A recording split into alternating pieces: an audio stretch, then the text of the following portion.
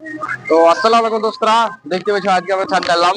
কিন্তু অ্যাকচুয়ালি আমাদের কি হয়, আমাদের মুর্শিদাবাদে কাজ করলে কি হয়, তো আজকে হয়তো ছাদ ঢাললাম, তার পরের দিন হয়তো ঘুষে মাজার পর কেউ ঘোড়া মারে, কেউ ঝাঁটা মারে, কেউ বস্তা টানে, কেউ হালকা মশলা দিয়ে নেট সিমেন্ট করে।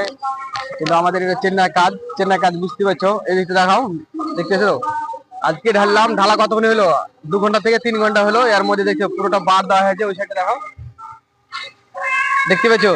মানে এটা এতটা কড়া পরিমাণে মাল, অথচ ছোট ছোট পাথর, আমাদেরকে মতন পাথর না।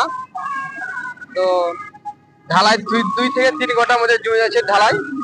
তো ছাদ ঢালার পর এতে যত বার দেওয়া কমপ্লিট করলাম। এই বার দিলাম হয়তো 1 থেকে 1.5 ঘন্টা পর, আবার বার শুকিয়ে এলে আমাদের জল দিতে হবে। তো চেন্নাই কাজ পুরোটাই আলাদা, আমাদের ওয়েস্ট বেঙ্গল থেকে আলাদা, পুরোটাই আলাদা।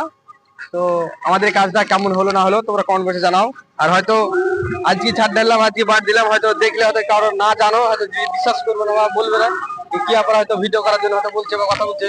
এটা আজকেরই ঢালাই, দেখে এই সাইডে দেখাও, এই যে যেভাবে শুকিয়ে আছে এমন হচ্ছে আজকে ঢালাই না, তাই তো? আজকে ঢালাই, দেখতেছো দেখতেছো পুরোটাই উঠে গেছে। তো আর 1-1.5 ঘন্টার মধ্যে ঠিক আমাদের এভাবে জল দিয়ে পুরোটা লোড করে রাখতে হবে। তো ভিডিওটা আমাদের কেমন হলো না হলো তোমাদের কমেন্ট বক্সে জানাও। আর সব ভালো থাকো।